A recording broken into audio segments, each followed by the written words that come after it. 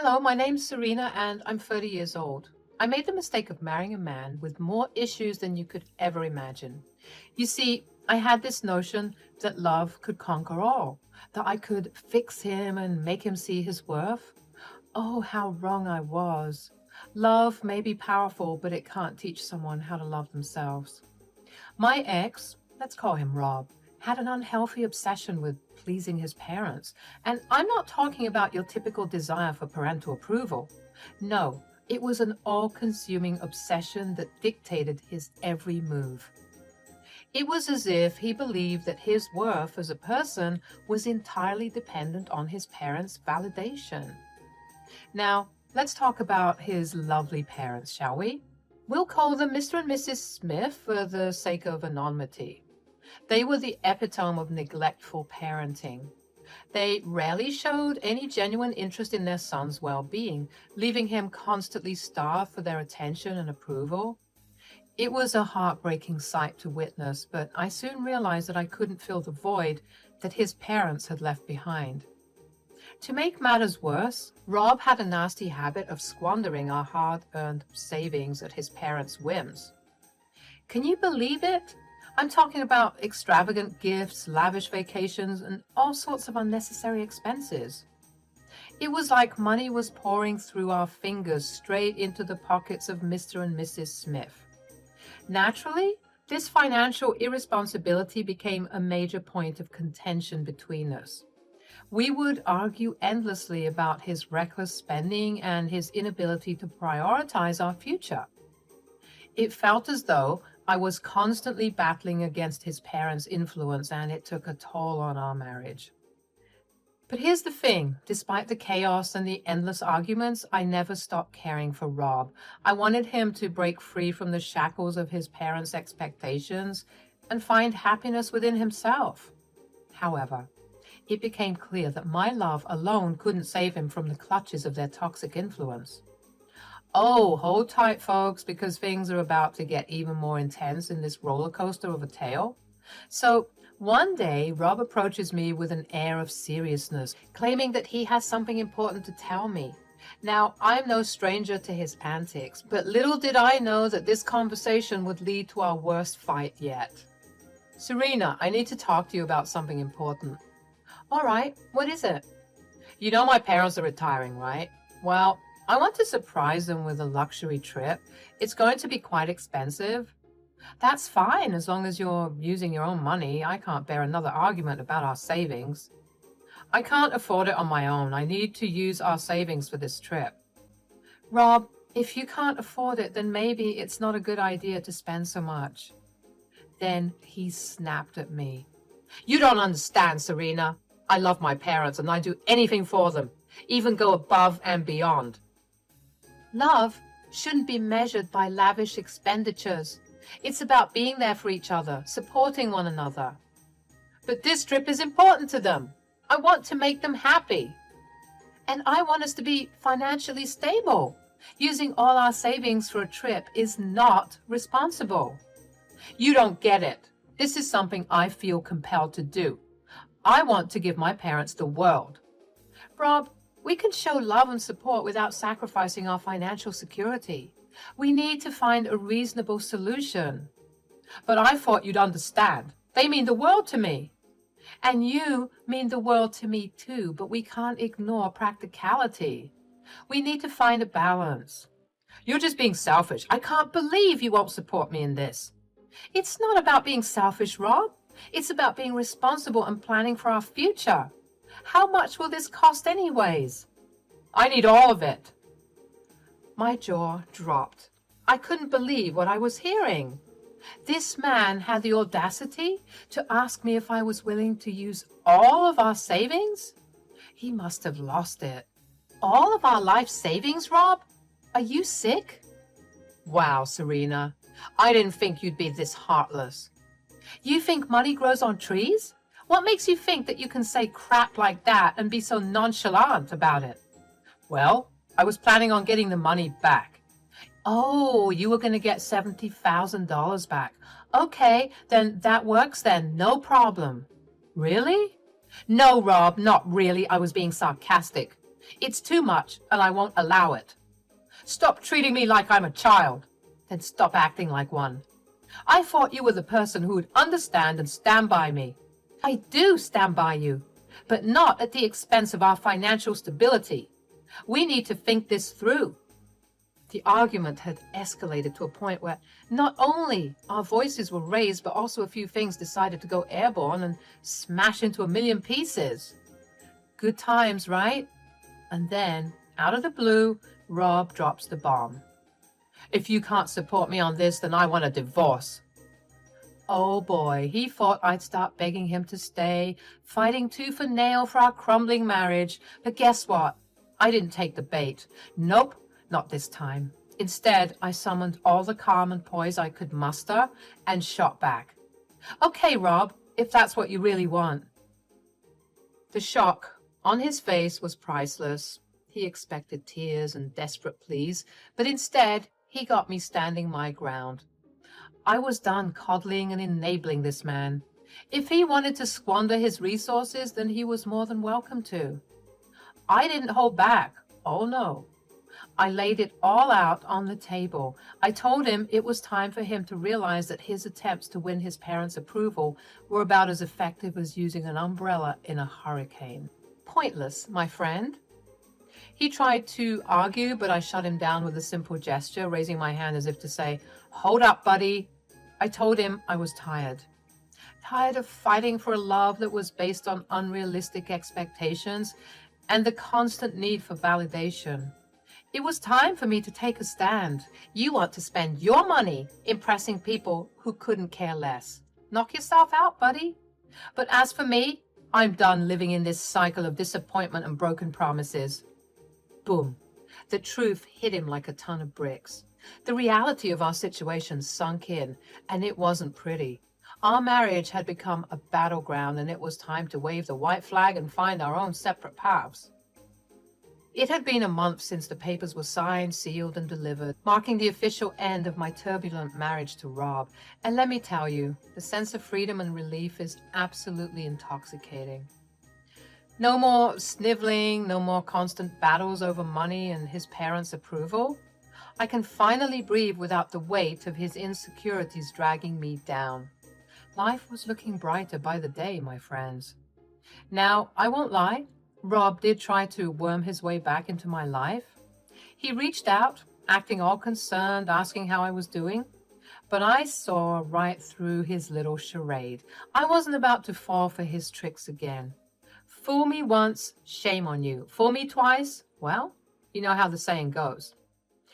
I ignored his attempts at rekindling any kind of connection. I had learned my lesson. I had spent far too long trying to fix someone who didn't want to be fixed. It was time to focus on myself, my growth, and my happiness. Getting back on my feet wasn't easy. I won't sugarcoat it. Dividing our assets and adjusting to a new financial situation took some time and effort. I had grown accustomed to a certain lifestyle, but hey, I'm no stranger to hard work. I rolled up my sleeves and embraced the challenge of rebuilding my life as a single woman. I discovered newfound strength and independence within myself. I started reconnecting with old friends, pursuing hobbies that had long been neglected, and exploring new passions. The world was my oyster, and I was determined to savor every moment of this newfound freedom. Sure, there were moments of doubt and loneliness, and still adjusting to this new financial situation was certainly challenging. The scars of a failed marriage don't vanish overnight. But with each passing day, I found solace in knowing that I was no longer compromising my own happiness for the sake of someone else's insecurities. My ability to move on so quickly was probably an indication that I'd been beating a dead horse for a while now. I was so surprised at how much I could accomplish without that dead weight on my shoulders. So there I was, another month later, still adjusting but thriving nonetheless. And Rob was still bombarding me with messages. Except this time it was a bit different. He'd gone the full-blown cry me a river route, claiming he was in danger and desperately needed to meet with me. I was getting tired of him contacting me, and I wanted to put this issue to rest once and for all. So I called in the middle of one of his text rants and said, Rob, I told you, I don't want to hear it. We're divorced, remember? It's time for us, you, to move on. Serena, please, just give me a chance to explain. I'm in serious trouble and I didn't know who else to call. I need your help. Maybe it was the fact that I hadn't heard his voice in so long, or perhaps he genuinely sounded terrified, but I relented. Fine, but I'm not inviting you into my home. Let's meet at the cafe we used to go to. I don't want any funny business. Thank you, Serena. I promise. I just need a listening ear. I'm desperate, and you're the only one who truly knows me. I know, my friends. You're probably thinking, Serena, what on earth possessed you to meet up with Rob after all you've been through? Believe me, I ask myself the same question, but sometimes even the strongest of us have moments of weakness, and I let curiosity and the lingering flicker of care get the best of me. Who was I kidding? I couldn't resist his desperate plea for help. Just because we were divorced didn't mean that I didn't care about him. So there we were, sitting across from each other in that cozy little cafe. The air was filled with intoxicating scent of freshly brewed coffee, but even that couldn't mask the palpable tension in the room. It was like stepping into a war zone of emotions. I couldn't help but observe Rob's face as he sat there, anxiety riddling with his features. It was almost comical how he tried to convey his distress through those puppy dog eyes, but I wasn't falling for it. Not this time. I leaned back in my chair, trying to exude a sense of control. I was determined to keep this conversation on my terms. All right, Rob, you've got my attention. What's this danger you've managed to stumble into? And let me be clear, I'm not interested in being your savior anymore. I've had my fair share of cleaning up your messes. Rob let out a heavy sigh, his face a blend of regret and desperation. It was almost pitiful to witness, but I reminded myself not to be swayed by his theatrics. I know I've messed up in the past, Serena, but this time it's different. I've gotten myself tangled up with some really dangerous people. I owe them a substantial amount of money, and they're not exactly the forgiving type. I raised an eyebrow, not fully buying into his tale of woe. Dangerous people? Really, Rob? Are we talking about those imaginary friends of yours again? You always had a knack for attracting trouble, didn't you? Rob's eyes widened. A mixture of hurt and frustration flashed across his face. It was clear that he expected a different response from me. But after everything we had been through, I had grown tired of being the one who constantly tried to fix him. No, Serena, I'm not making this up. You think I wanted this? Me coming to you with my tail between my legs asking for help? Okay, let me guess. You took the divorce hard and you needed money. Not necessarily. Remember the trip I told you about? Oh, God, don't tell me you borrowed money to fund a trip. People around the cafe looked at me as I raised my voice. I sent over an apologetic stare, trying to compose myself. Look, Serena, I got involved in something I shouldn't have. I know that now, and now I'm paying the price. I need your help to figure a way out of this mess. My frustration started to bubble up, ready to boil over. How could he come back into my life with yet another disaster of his own making? But beneath my anger, a sliver of compassion lingered, reminding me that he was still human, even if he was deeply flawed. How much do you owe? $50,000. $50,000? Rob, are you crazy? The cafe threw daggers at me, but this time I didn't bother apologizing. If they heard what I was hearing, they'd shout too. Serena, please, I'm desperate and I've nowhere else to turn. I know I messed up, but I still care about you. You were the one who truly believed in me. I could see the sincerity in his eyes, a glimmer of the man I once fell in love with, but it was too little, too late. I had to protect myself, even if it meant turning my back on him. Oh, don't do that, Rob. Don't try and reel me in. It's too late for that now. I thought you were going to say something like $5,000. Hell, I might have even been gracious and allowed 10 grand. But 50? $50,000? You must have lost your mind. Rob began to sob, crying loudly and not caring about the other patrons. He was making a fool of himself. Rob, this is not the time or the place. Logistically, what's going to happen if you don't pay them back? They'll break my legs, Serena. Jesus, that sounds serious. This isn't funny, Serena. I'm in serious trouble. I know, Rob, I know. Why don't you explain everything from the beginning this time? Rob poured out his tale of woe, confessing how he had obtained the money to fund his parents' extravagant trip. He explained that a friend had promised to lend him the funds, but that friend had let him down, leaving him trapped in this huge-ass debt. As he revealed the details, a mix of frustration and amusement filled me. I couldn't help but let out a bitter laugh, recognizing the twisted web Rob had woven for himself. So, let me get this straight. You took money from these dangerous people to please your parents, who haven't even bothered to thank you or show any appreciation for the lavish trip you funded?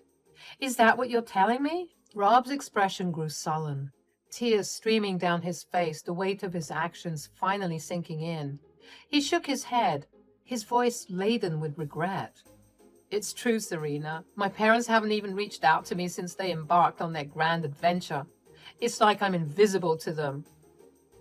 I couldn't help but feel bad for the guy. What a predicament, am I right? It was almost poetic justice witnessing Rob come face to face with the reality of his choices. But I couldn't gloat, not with this man silently sobbing in front of me. I know you don't want to hear this right now, but you did this to yourself, Rob.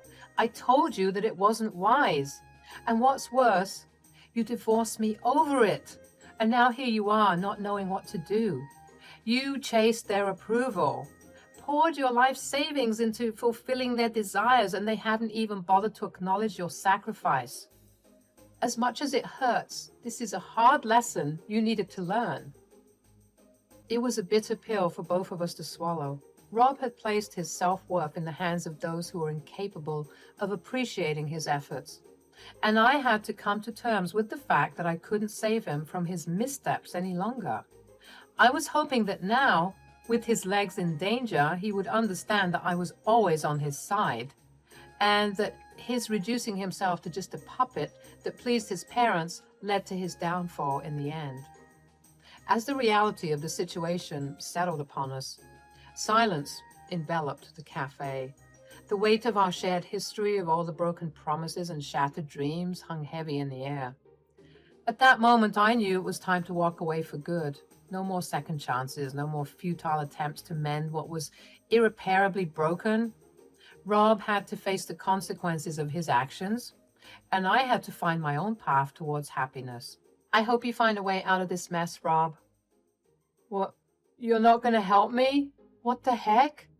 No, Rob, I'm not going to help you. Why not? I don't have the funds for it. Can't you get a loan? A loan that I'd have to spend the rest of my life paying back? No, thanks. I'm not as reckless as you are. Come on, Serena, please, I'm begging you. Huh? With the way that you're acting, it's almost as if you expected me to help you. Yeah, I did. You're my ex-wife, not my mortal enemy. And you see, that's the problem right there. You think that I'm always going to be here. And that's because I always was. I was your wife. Rob, of course I was going to dig you out of your messes. But I can't keep doing that. It's not my job or responsibility. I don't owe you anything. And honestly, after all the crap you put me through, squandering our expenses for your ungrateful and toxic parents, it's because I love them, Serena, you know that. And I love myself. And so I have to do what's best for myself. And that includes protecting myself, Rob. He hung his head, finally admitting defeat and realizing that if he was going to get help, it wasn't going to come from me.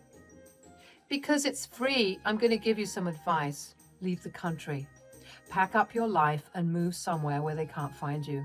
And if you can't do that, then I don't know how else to help you.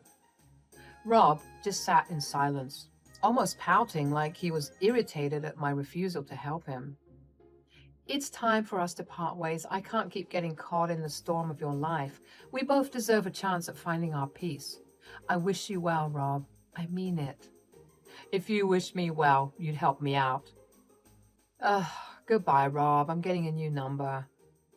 With those words, I rose from my seat, leaving Rob sitting there, his face a mosaic of emotions. It was a painful yet necessary step towards reclaiming my happiness, my sense of self.